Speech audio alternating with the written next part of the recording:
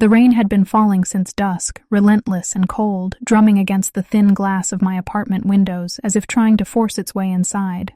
The sound had become a kind of cruel lullaby over the past 3 nights, blending with the rhythmic hum of the radiator and the rasping breaths of my daughter sleeping fitfully in the next room. Emma's fever had finally broken an hour ago, but the dark circles beneath her eyes and the persistent cough that rattled her small chest told me we weren't out of the woods yet.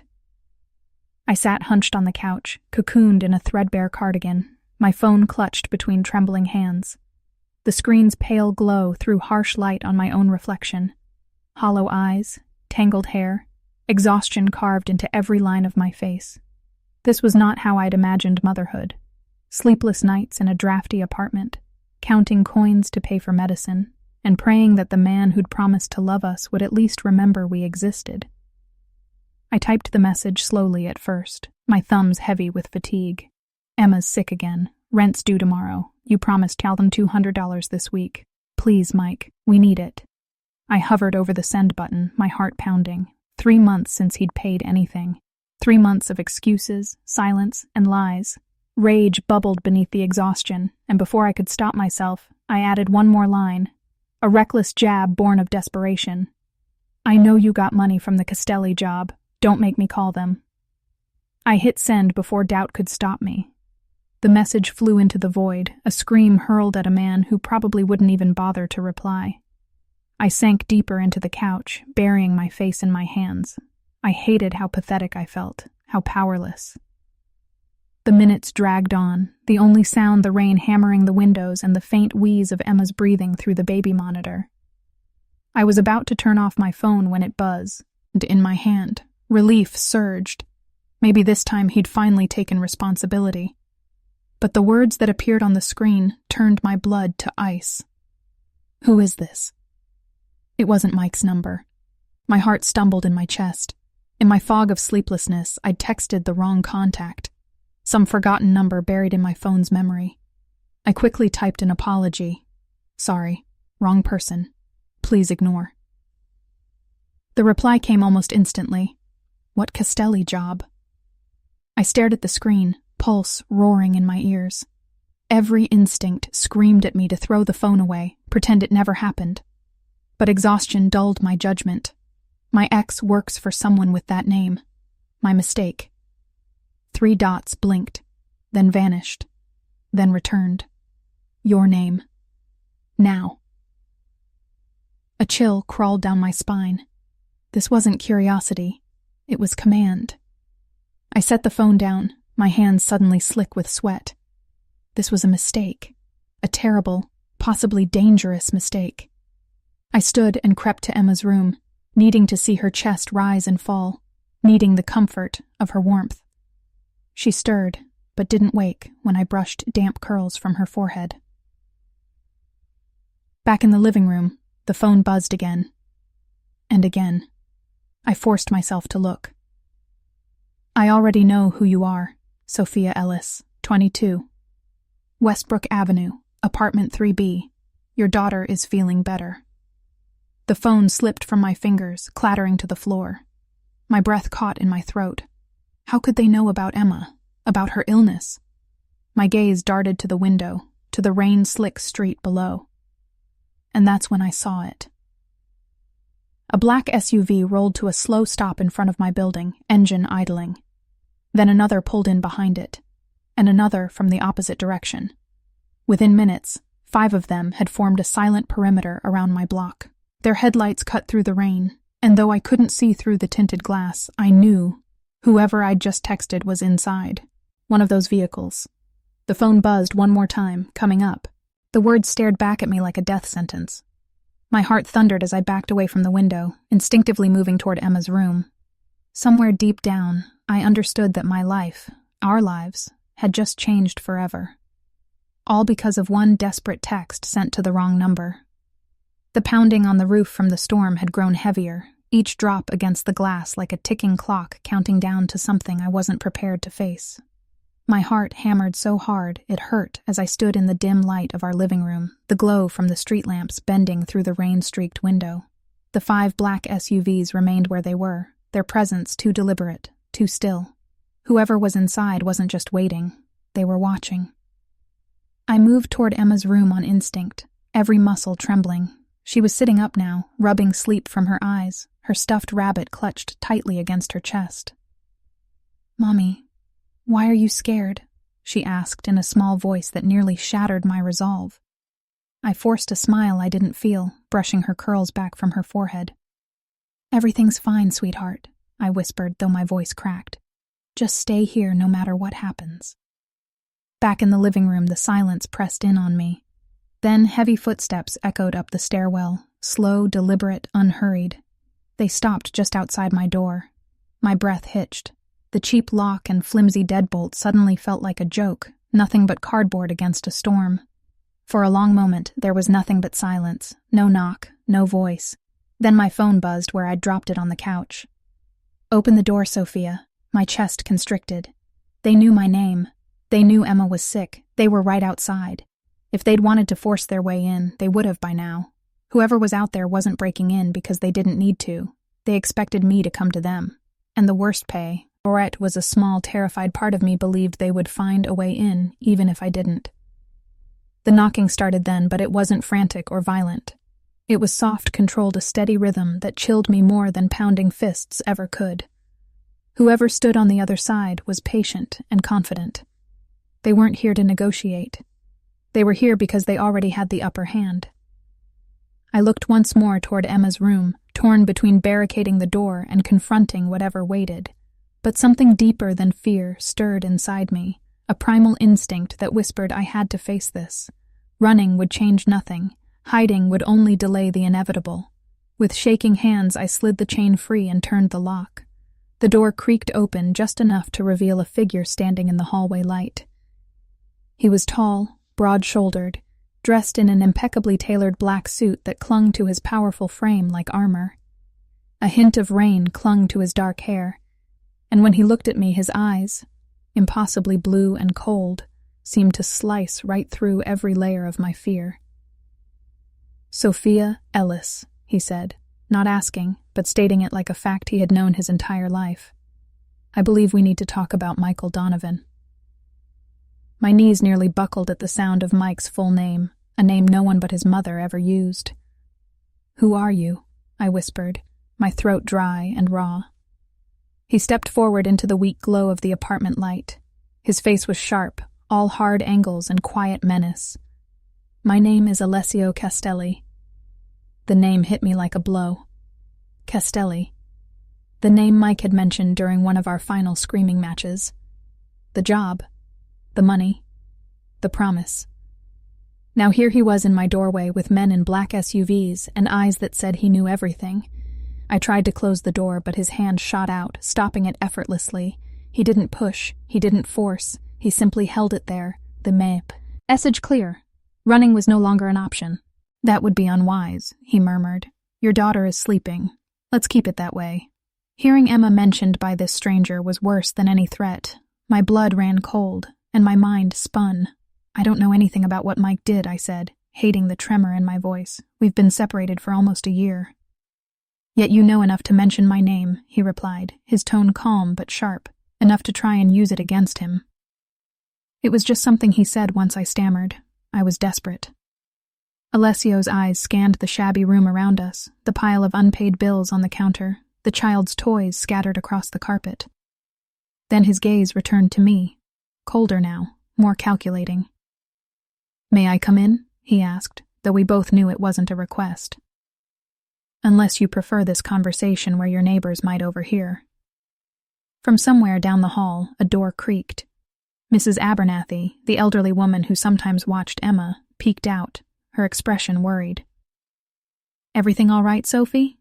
she called. Alessio turned toward her, and in an instant his entire demeanor shifted. He smiled, polite, disarming, utterly harmless. "Just bringing Sophie some paperwork from the office, ma'am. Sorry for the disturbance." Mrs. Abernathy hesitated, then nodded and closed her door. Alessio turned back to me, the smile gone as quickly as it had appeared. "Now, may I come in?" I swallowed hard, every nerve screaming at me to run, but I knew deep down that this man wasn't someone I could hide from. With trembling hands, I stepped aside, letting him cross the threshold.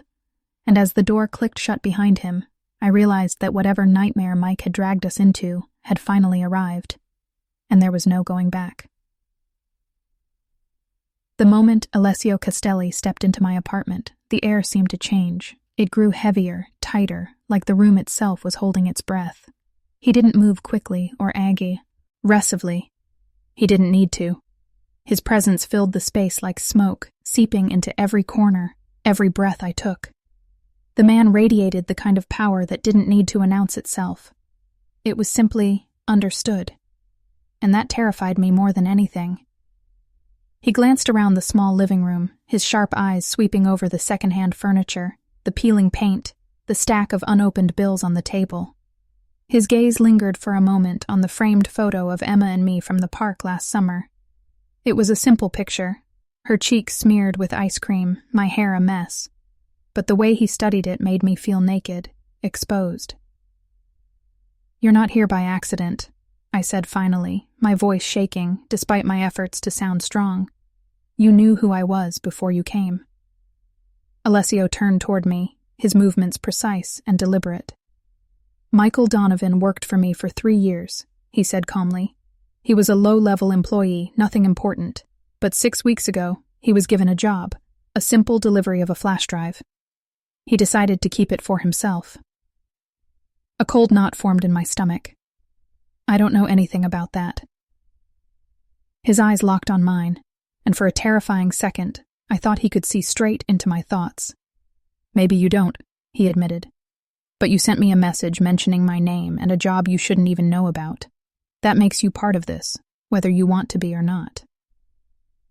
I wanted to scream that I had nothing to do with Mike's choices, that I'd barely spoken to him in months, that the only thing we still shared was a child he'd abandoned. But Alessio's expression told me that none of that mattered. In his world, guilt was contagious.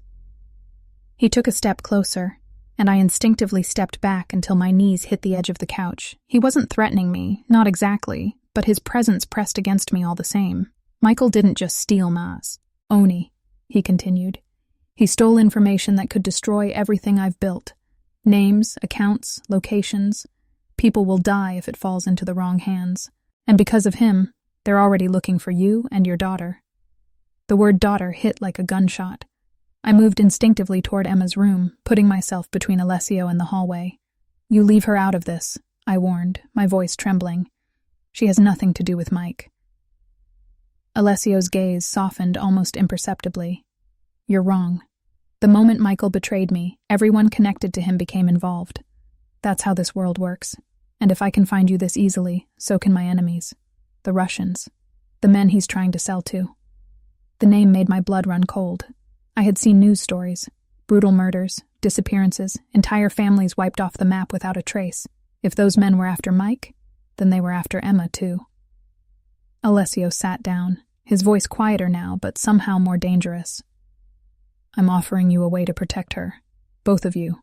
Come with me tonight. I'll take you somewhere safe until I find Michael and recover what he stole."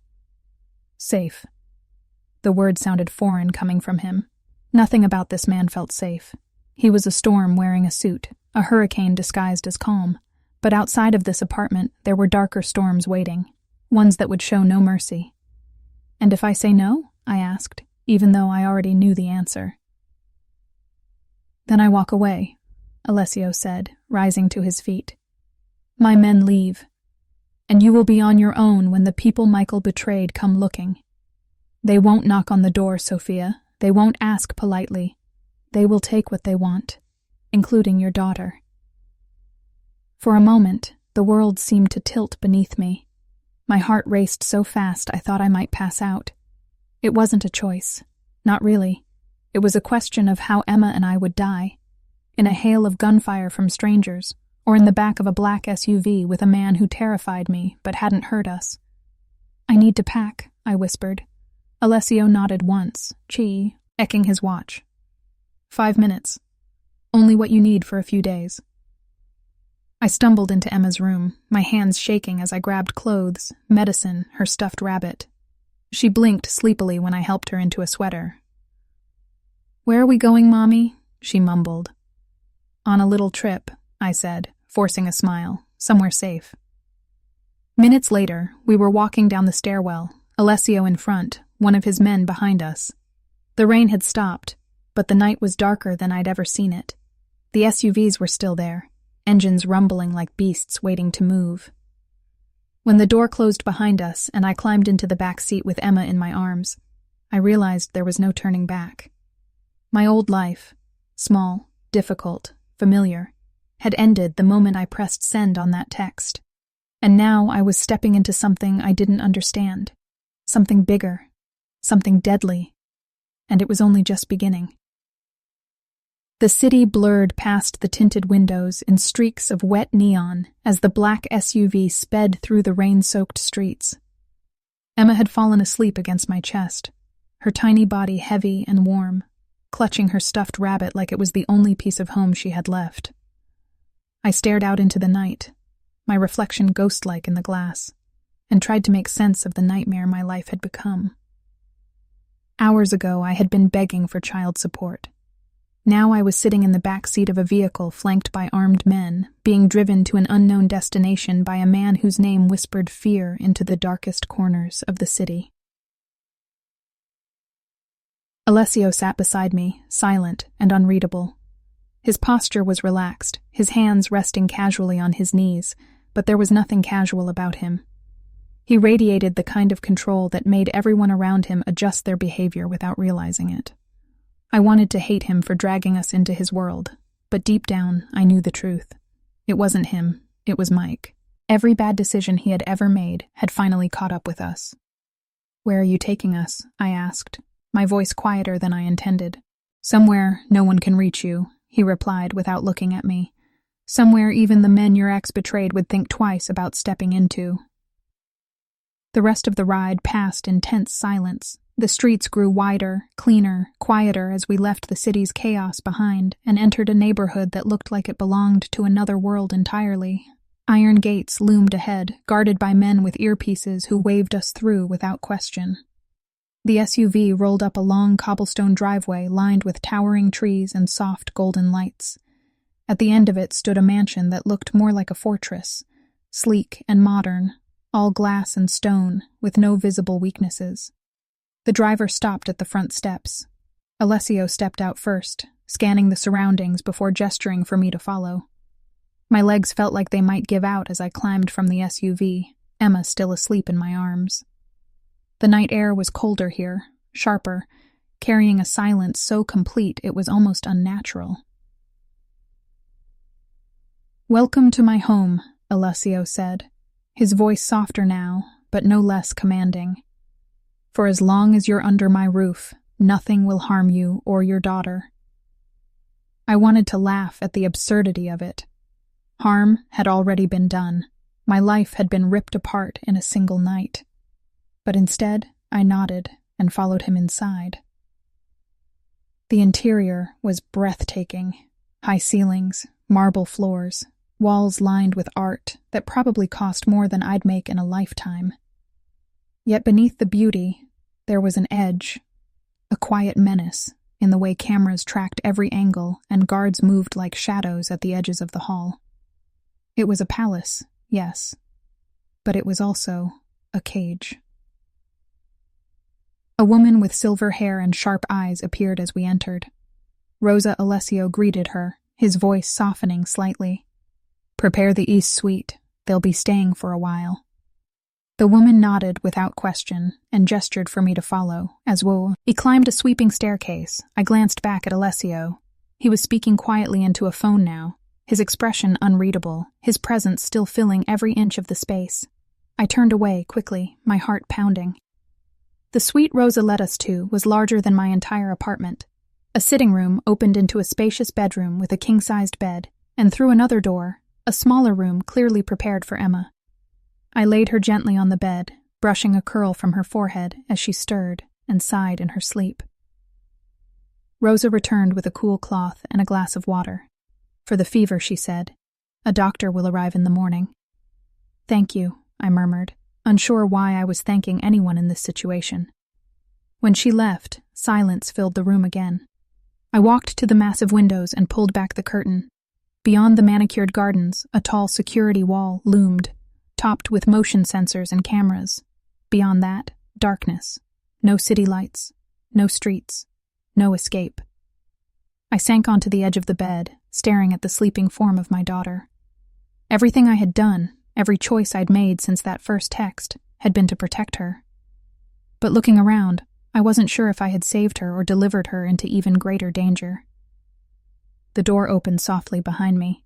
Alessio stepped in, his presence filling the room even without a word. "You're safe here," he said quietly. "Try to rest." "Safe," I echoed bitterly. "I'm trapped." He studied me for a long moment, then stepped closer. "Trapped would imply you had a choice to begin with. You didn't. This is the only place where I can guarantee she'll wake up tomorrow." "And Mike?" I asked. "What happens when you find him?" Alessio's jaw tightened slightly. "That depends on how cooperative he decides to be." I wanted to ask more, but he was already leaving. His final words lingered in the air like smoke. "Get some sleep, Sophia, tomorrow. Who changes everything?" When the door closed, I curled up beside Emma and listened to the hum of security systems and the distant echo of footsteps in the halls. Sleep came in fragments, broken by flashes of black SUVs, cold blue eyes, and a voice that promised safety in one breath and danger in the next. Somewhere deep inside, a truth was taking root. This wasn't just about a stolen flash drive anymore. It wasn't just about Mike or the Russians or the choices that had led me here. Something far bigger was unfolding, and we were now part of it, whether we wanted to be or not. The morning light filtered through gauzy curtains, painting the walls in soft gold, but it did nothing to quiet the storm raging inside me. I hadn't truly slept, only drifted in and out of uneasy dreams filled with faceless men and dark alleys. Emma stirred beside me, her small hand tangled in my shirt, her breathing steady now that the fever had broken. For the first time in days, she looked peaceful. It should have been comforting. Instead, it terrified me. Peace in a place like this felt like the calm before something catastrophic. A knock on the door jolted me fully awake. Rosa stepped inside with a tray balanced carefully in her hands. "Breakfast for the little one," she said, setting down a plate of fruit and pancakes beside the bed, "and Mr. Castelli wishes to speak with you once you are ready." I wanted to refuse, to demand he leave us alone, but deep down I knew that wasn't an option. The man who had surrounded my building with armed vehicles and brought me here in the middle of the night wasn't asking for a conversation. He was summoning me. I dressed quietly while Emma devoured her breakfast, her attention captured by a cartoon playing softly on a tablet Rosa had provided. She looked so normal, so blissfully unaware of the danger swirling around us, that for a moment I considered pretending none of this was hot. Penning. But the illusion shattered the moment I stepped into the hallway and followed Rosa down the corridor toward Alessio's study. The room was everything I expected from a man like him. Dark wood, heavy leather chairs, shelves lined with books and framed photographs of men shaking hands in expensive suits. But my eyes were drawn to Alessio himself, standing by the window with his back to me, phone pressed to his ear as he spoke in rapid Italian. He ended the call the moment he noticed me. "Sophia," he greeted, his voice calm, measured. "I trust you're settling in." I folded my arms, refusing to sit when he gestured to a chair. "Rosa said you had something to tell me." He didn't respond immediately. Instead, he slid a manila folder across the polished desk toward me. "We searched Michael's apartment last night. What we found may change how you see him." I hesitated before opening the folder, but curiosity, or dread, got the better of me. My breath caught the moment I saw the contents. Photographs. Dozens of them. Emma playing at the park. Emma leaving preschool. Emma sitting on the stoop outside our building. Some included me walking beside her, holding her hand. Others showed her alone. My skin crawled. "What is this?" I whispered, my voice breaking. "He's been watching you," Alessio said, his voice low, controlled but edged with anger, "or paying someone to do it. These were pinned to the wall of his apartment." I flipped through the photos, my hands shaking, my mind spinning. Why would he— "There's more," Alessio interrupted, producing a second folder. Inside were photographs of unfamiliar men, Stern, hard-faced men in expensive suits, their expressions cold and calculating. These are Petrov and Banov, leaders in the Russian organization your ex is trying to sell to. My heart thudded painfully. Mike isn't stupid, I whispered. He wouldn't cross people like this. Wouldn't. Tee-hee, Alessio countered, his gaze locked on mine. The same man who abandoned his sick daughter, who's months behind on support, who used your name as leverage, wouldn't he? The worst was still to come. Alessio reached into a drawer and pulled out a small pink backpack, faded, decorated with unicorns. It was Emma's, the one she'd outgrown last year. Inside were her passport, a change of clothes, her favorite storybook, and several $1,000s in cash. The room tilted. He was going to take her, I whispered. He was planning to run. It seems that way, Alessio said quietly. I believe he intended to use what he stole to negotiate safe passage, and having his daughter with him would make it harder for me to eliminate him. Tears blurred my vision. All those nights I begged him to visit, all those times Emma asked when Daddy was coming, and all along he was planning to steal her away. How do I know you didn't plant this? I demanded, my voice rising. Maybe this is all part of your plan to force me to help you. Alessio didn't flinch. To what end, he asked calmly. If I wanted to force your cooperation, I could have done so last night. I don't need elaborate lies. He was right. As much as I wanted to deny the evidence in front of me, I couldn't. The photos, the backpack, the passport, none of it was fabricated. And the betrayal carved a wound so deep I wasn't sure it would ever heal. What do you want from me? I asked, my voice hollow. Help me find him, Alessio said, before the Russians do, before he does something none of us can undo. And if I refuse, then I walk away, he said simply, and I guarantee they will find you long before I do. I looked down at the photo of Emma laughing in the park, her face lit with joy, blissfully unaware of the darkness gathering around her. There was no choice. Not anymore. Mike had crossed a line that could never be uncrossed, and if I wanted to protect my daughter, I would have to step into a world I swore I'd never touch. Fine, I whispered. I'll help you, but when this is over, Emma and I disappear. New lives. Alessio studied me for a long moment, then nodded slowly. Help me recover what he stole, and I will make sure you vanish so completely that not even Michael Donovan could find you. It was a deal with the devil, but the devil was the only one offering us a way out. The rain had returned by the time I held the phone in my trembling hands again. It streaked down the tall windows of Alessio's study like veins, each drop beating a reminder of how far I'd fallen into a world I didn't understand.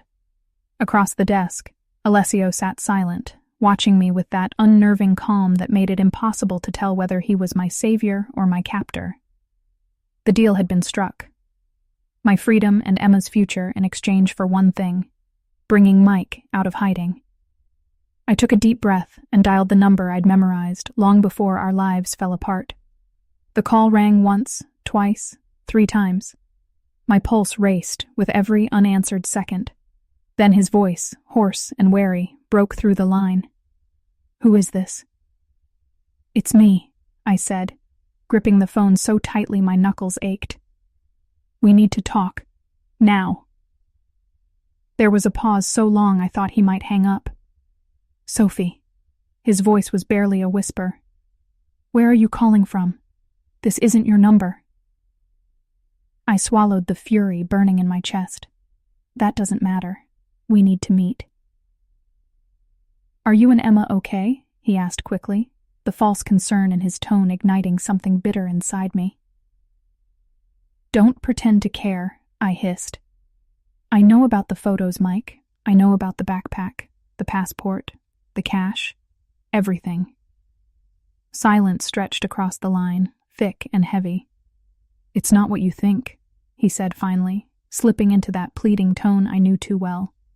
I was just preparing in case what I snapped, in case you decided to kidnap our daughter and disappear, in case you needed a bargaining chip against the people you stole from. His sharp intake of breath told me I'd struck a nerve. Who have you been talking to? It doesn't matter. What matters is that I know. And if you don't meet me, I'll go to the police. I'll tell them everything. About the flash drive, the Russians, the job. All of it. You don't have it, he said quickly, panic bleeding into his voice. You're bluffing. Am I asked, keeping my tone cold. You were careless, Mike. You left copies. There was another long silence. Don't go to the police, he said at last. Please. You don't understand what you're dealing with. Then meet me. Tonight, 8 o'clock. Bluebird Coffee on Riverside Drive. It's a public place. Either you show up or I burn your entire plan to the ground. He hesitated, and for a moment I thought he'd refuse. Fine, he said finally. But just you.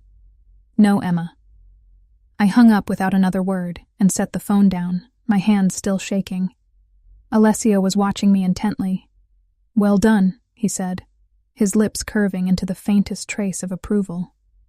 It wasn't an act, I said flatly. Every word of it was true. I know. His eyes softened, but only slightly. And now the real work begins. What do you mean? Michael won't come alone, Alessio said, leaning back in his chair. If he's desperate enough, he'll bring backup. Possibly even Petrov's men if he's made contact. We'll be ready for them. I folded my arms, the defiance in me rising again. I've done my part. I'm not going to that meeting. His brows lifted slightly, but he didn't argue. Fair enough. My men can handle the rest. For a moment, silence stretched between us. Then he stood, slipping his hands into his pockets, his gaze locked on mine. You're smarter than he ever gave you credit for. Most men underestimate me, I replied bitterly. I won't make that mistake. The rest of the day passed in uneasy fragments. Emma played in the garden under Rosa's watchful eye, feeding koi in the fountain and laughing like she didn't have a care in the world. I watched, her from the terrace, my chest tightening with every giggle. She deserved a life free from this madness, but that future depended on what happened tonight. As the hours slipped away, Alessio's estate transformed.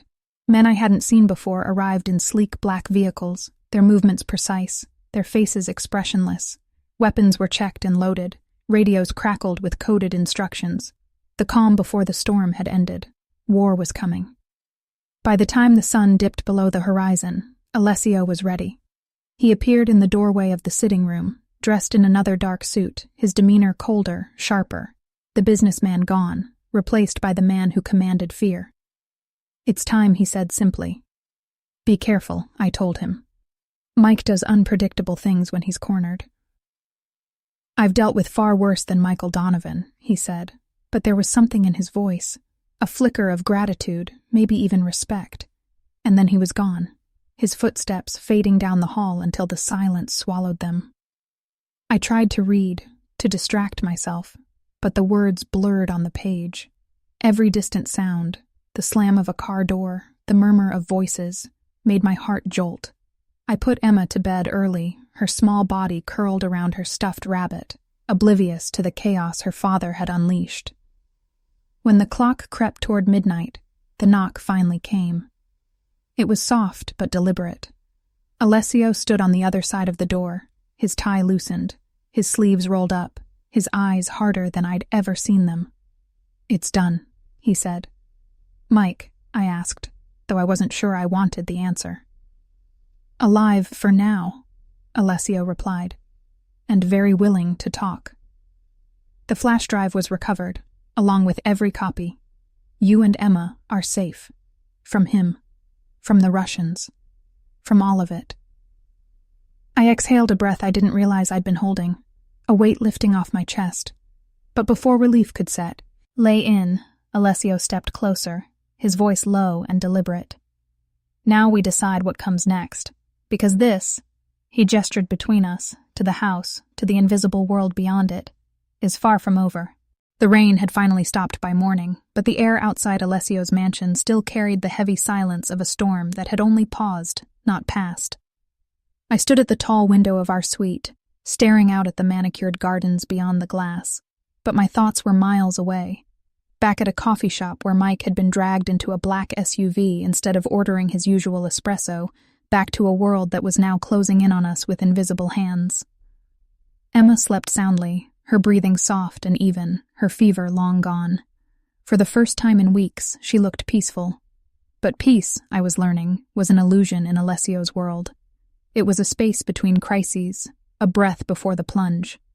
And deep down, I knew something worse was coming. A knock pulled me from my thoughts. Alessio stepped into the room without waiting for permission. He looked different this morning, not the controlled, calculated Mafia boss from the night before, but a man burdened by decisions that could not be undone. The faint shadow under his eyes betrayed a sleepless night. "It's over," I said, my voice quieter than I intended. "You said we were safe now." "From Mike, yes," he replied. "From the Russians, no." A chill crept up my spine. "What do you mean?" "His men intercepted a message this morning," he explained. "It seems Petrov knows Michael has been taken, and he knows who took him. I didn't need to ask how. The Russians were ruthless and efficient. If they wanted information, they got it. And now they knew about us." "They'll come for him," I whispered. "They'll come for all of you," Alessio corrected, his voice grave.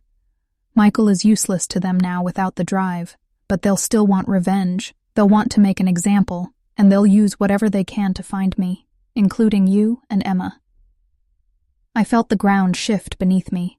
We'd survived the first wave, but the storm wasn't over. It was gathering strength. So what now?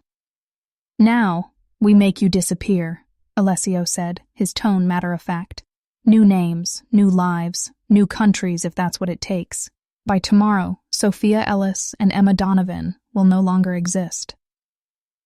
It should have been a relief, a chance to start over, but the thought of vanishing, of leaving behind everything we'd ever known, felt like another kind of death. "And you?" I asked.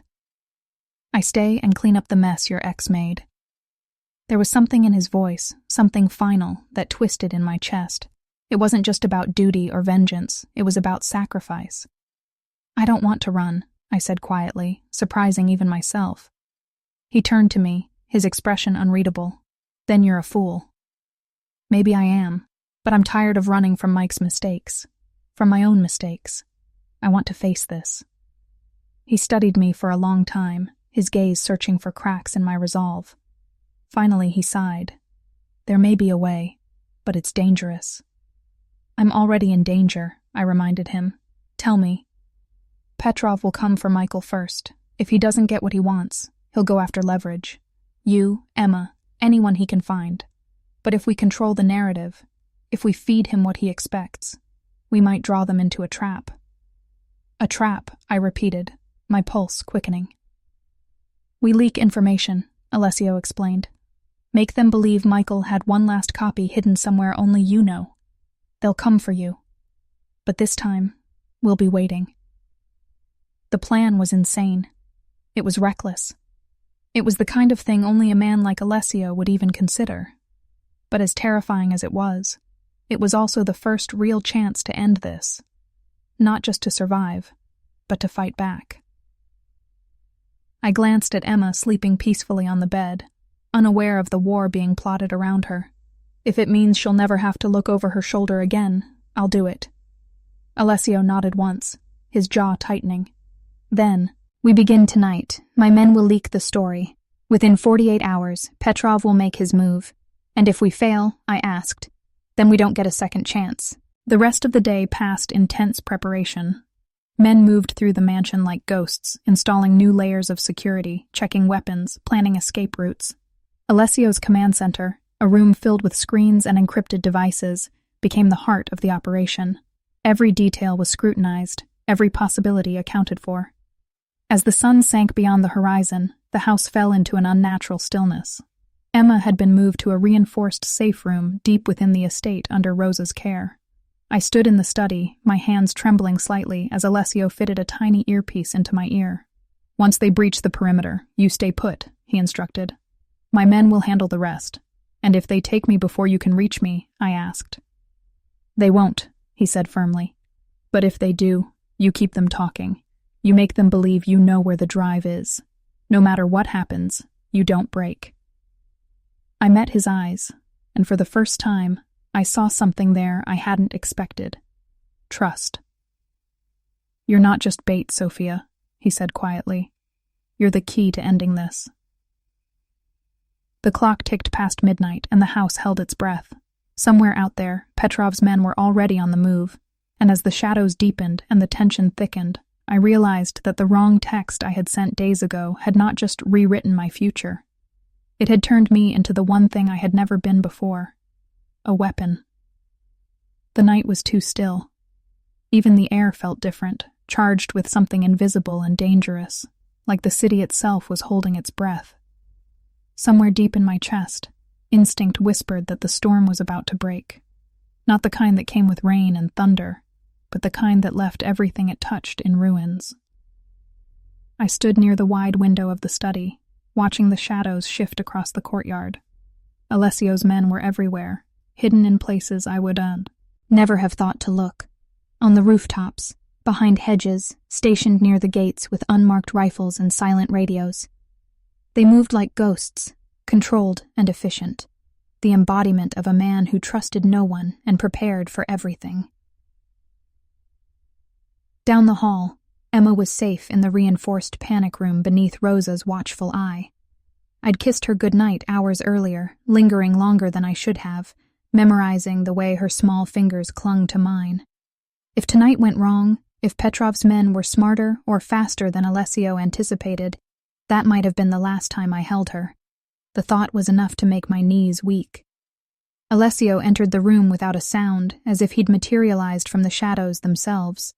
His suit was darker than the night outside, his eyes sharper than I'd ever seen them. The calm confidence he wore like armor was still there, but beneath it, I caught something else. The quiet intensity of a man who knew blood might be spilled before dawn. "It's time," he said simply. "The bait's been laid. The message is out. Petrov's people believe Michael hid a copy of the drive somewhere only you know. It's enough to make them desperate. And desperate people make mistakes, I finished. Exactly." I turned back to the window, trying to steady my breathing. Every fiber of my being screamed to run, to take Emma and vanish into the night before this madness swallowed us whole. But it was too late for that. I had agreed to this, and now I was a piece on the board, one that couldn't be removed without collapsing the entire plan. "What happens if they don't come?" I asked. Alessio's jaw tightened slightly. "They'll come. They've lost too much to walk away now." Hours crept by with excruciating slowness. Midnight passed, then 1, then 2. Each tick of the clock felt like a countdown to something inevitable. I paced the room, every nerve stretched, to breaking. And then it happened. A faint crackle on Alessio's earpiece. Movement at the south perimeter. His head snapped toward the security monitors. Black shapes shifted on the screens, fast, precise, coordinated. They were already inside the property. Positions he ordered, his voice low but commanding. "Do not engage until they breach the second line." The lights in the mansion dimmed automatically. The hum of the security system deepened to a steady pulse. My heart hammered in sync with it. I wasn't ready for this. No one could ever be ready for this. Minutes later, the first sound came. The faint scrape of a lock. The creak of a door forced open somewhere below. Then footsteps. Several pairs. Moving quickly. They were inside. Alessio turned to me, his gaze steady. "Whatever happens, you don't speak unless spoken to. If they touch you, you don't fight. My men will end this before they get a chance to hurt you." I nodded, though my throat was too tight to speak. The footsteps grew louder, closer. Then the study door swung open. 5 men in dark tactical gear stormed into the room, their weapons trained on us. The leader, a tall man with icy gray eyes and a cruel smile, stepped forward. "Petrov sends his regards," he said in accented English. Behind him, 2 more men dragged someone into the room, beaten, bloodied, barely conscious. My breath caught when I saw his face. Mike. He was alive, but only just. His face was a mess of bruises, his hands bound behind his back. The Russians had found him before Alessio's men had a chance to extract everything. "Tell us where the copy is," the gray-eyed man demanded, pointing his gun at me, "or he dies first." I swallowed hard, forcing myself to stay calm. "I don't know anything." "Liar." He took a step closer, pressing the cold barrel of the gun under my chin. Before I could speak again, chaos erupted. The windows exploded inward in a shower of glass as Alessio's men stormed the room. Gunfire thundered, sharp and deafening, winning out the sound of my own scream. The Russians scattered, firing back, but they were outmatched. It was over in seconds. When the last shot faded, the room was filled with smoke and the metallic scent of blood. The gray-eyed man lay unconscious on the floor. 2 others were dead. Mike was slumped against the wall, still breathing, but barely. I pressed myself against the wall, shaking uncontrollably. Alessio crossed the room in 3 strides, grabbing my face in his hands and forcing me to meet his eyes. "Are you hurt?" he demanded. I shook my head. My voice came out as a whisper. "Emma, she's safe. Rosa's with her. No one even got close." Relief hit me so hard my legs gave out. Alessio caught me before I fell, his hands steady and strong.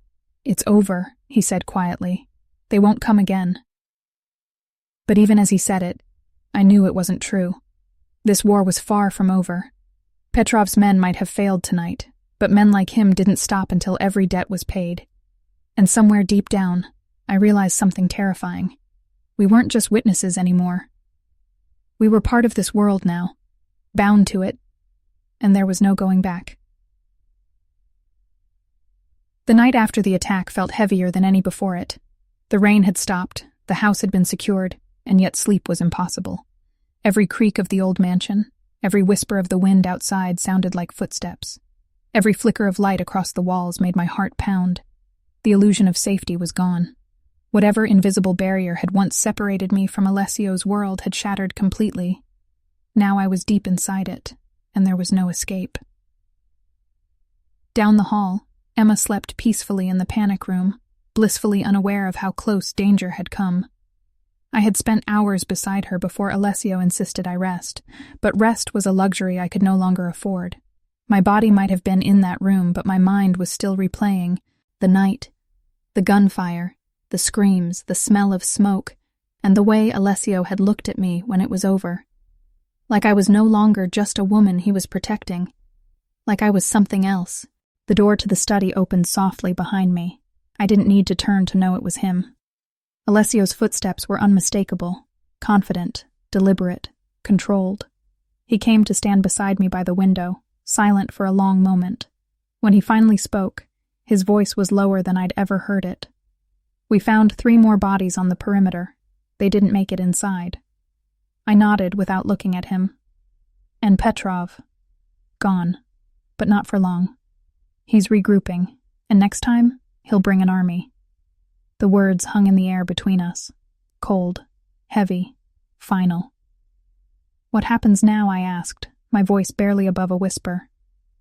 "Now we end this," Alessio said. "No more running. No more waiting for them to come to us. We take the fight to them." I turned to face him, shocked. "You mean go after Petrov directly?"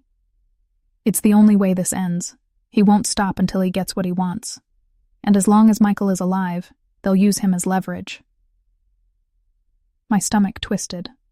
Michael. He was still in the mansion, locked away in one of Alessio's underground rooms, alive, but barely conscious. Part of me still hated him for what he'd done. For the betrayal, the lies, the danger he'd brought into our lives. But another part of me couldn't help but remember the man he had once been, the man I had loved. "He's Emma's father," I said quietly. Alessio's eyes hardened. "He's also the reason your daughter is in danger. And as long as he's breathing, that danger will never go away." I knew he was right, and yet the thought of letting Alessio finish what he'd started made something deep inside me ache. It was the last piece of my old life clinging to me like a ghost. "There's another option," I said after a long silence. "Use him." Alessio's gaze sharpened. "What do you mean?" "If Petrov wants him so badly, then let him believe he's getting him. Use Michael as bait, lure them out, end it on your terms." It was reckless, dangerous, possibly suicidal, but it was the only idea that gave us a fighting chance without destroying what little humanity I had left. Alessio studied me for a long time, his expression unreadable. Finally, he nodded slowly. It could work, but it would require perfect timing. One mistake, and we all die. Then we don't make a mistake. The following days blurred into a whirlwind of preparation. Alessio's men forged documents, created false trails, and seeded disinformation across the city. Rumors spread like wildfire. Whispers that Michael had betrayed Alessio and was ready to trade everything he knew in exchange for protection. Petrov's network took the bait exactly as planned. By the third night, Alessio had what he wanted.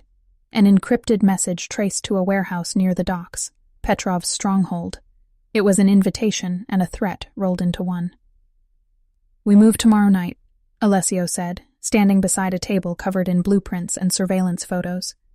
"You stay here with Emma. This is not your war." "The hell it isn't," I snapped. "Petrov came after me. After my daughter.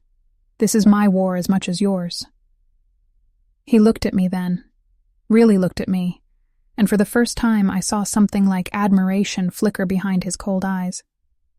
"Fine, but you follow my orders. Every second." The plan was simple, but the execution would be anything but. Michael would be transported to the warehouse in a secured convoy, appearing to be traded to Petrov's men. Alessio's soldiers would lie in wait, hidden in the shadows. And when Petrov came to collect, they would strike. The night of the operation, the tension was suffocating. I watched from a distance as the convoy rolled out under the cover of darkness. My hands wouldn't stop shaking, no matter how tightly I clenched them. I had been terrified before, of losing my home, of raising Emma alone, of sending one desperate text to the wrong number. But this was different. This was the fear of losing everything that was left. Hours later, the call came through. Alessio's voice was steady, controlled, but underneath it I could hear the storm. "We have contact. They're here." I pressed the phone tighter to my ear, my heart pounding. And then the line went dead. The silence that followed was worse than any gunfire. Every second stretched into eternity. My breath caught with every passing moment. And somewhere deep inside, I knew that the next time I saw Alessio Castelli, if I saw him at all, nothing between us would ever be the same again. The night smelled of salt and gunpowder. Down by the docks, the air was thick with tension, every shadow alive with the promise of violence. The convoy rolled to a stop outside the abandoned warehouse, an empty shell of steel and rust that now held the weight of everything that had led us here. This was where it would end, one way or another. From my vantage point in a surveillance van several blocks away, I watched it unfold on the flickering screens. Michael was dragged from the vehicle, his wrists still bound, his face pale and slick with sweat. Around him, Alessio's men moved like shadows, blending into the darkness, their weapons ready, but their eyes cold and focused. Then they appeared. Black SUVs, just like the ones that had once surrounded my building, now swarmed the perimeter. Petrov's soldiers poured out in waves, dozens of them, armed, ruthless, merciless.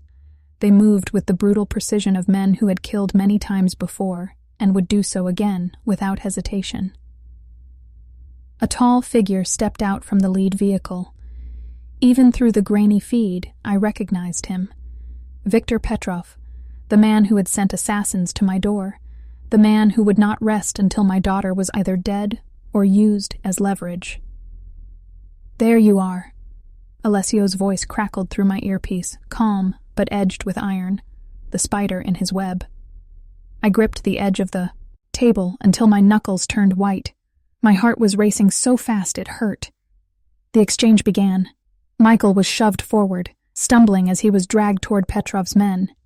In return, one of Petrov's lieutenants stepped out, a flash drive held between two fingers, a mockery of diplomacy, a trade neither side intended to honor. It was a trap on both ends. Everyone knew it. And yet they moved forward, step by step, like actors in a play whose ending had already been written in blood. Petrov's voice carried across the dock, cold and cruel. "You think this ends here, Castelli? It ends when I say it ends."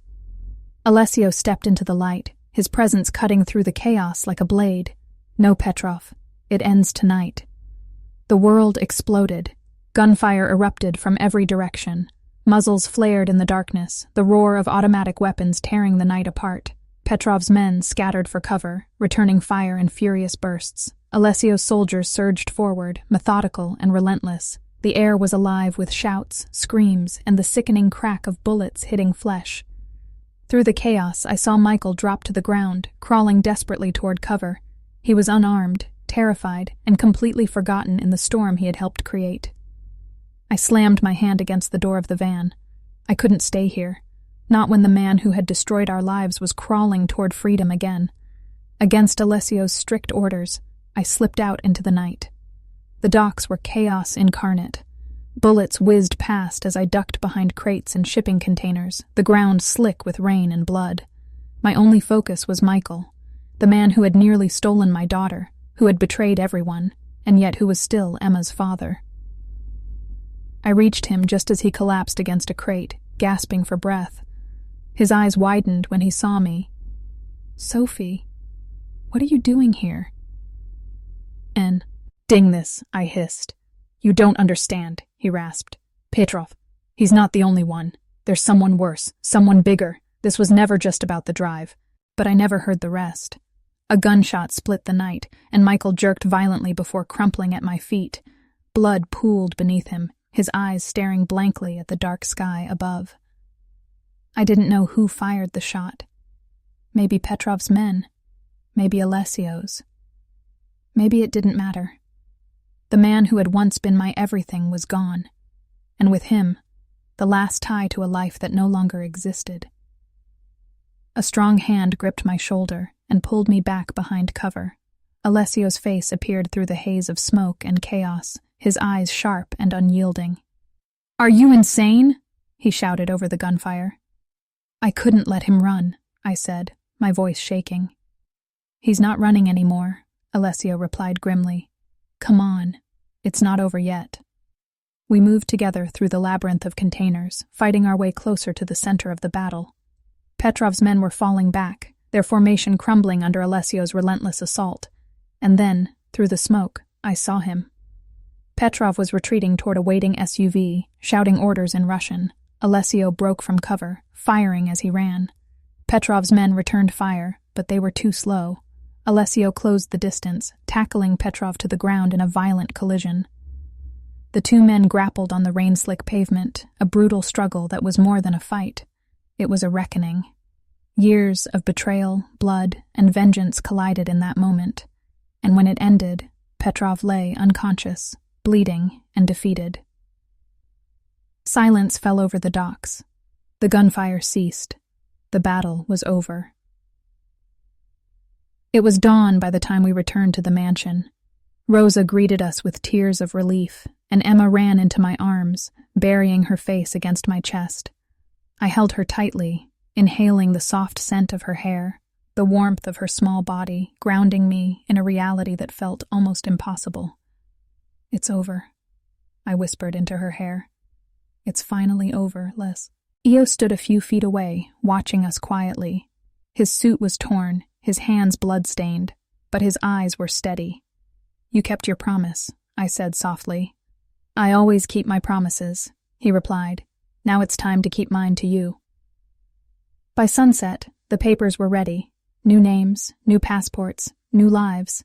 Sophia Ellis and Emma Donovan would vanish from every record, replaced by identities no one could trace. We were free.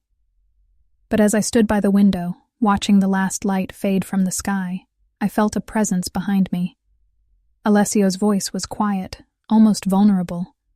"You don't have to go." I turned to face him. "Why?"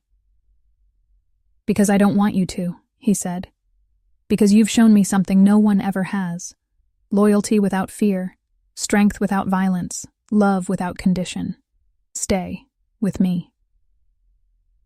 The offer hung in the air, heavier than any threat. I looked at Emma playing with Rosa's dog in the garden, at the life that was waiting beyond the walls, and then back at the man who had turned my nightmare into something else entirely. "I don't know what the future holds," I said honestly, "but I know I don't want to spend it running." "Then don't," Alessio whispered. "Stay, and build something stronger than fear." And so I did. One desperate text had changed everything. It had brought danger to my doorstep, shattered the fragile world I'd built, and forced me to face everything I'd been too afraid to confront. But it had also given me something I never expected: safety, purpose, and a future worth fighting for. And as the sun set on the life I'd once known, I realized something with absolute certainty. This wasn't the end of my story. It was the beginning.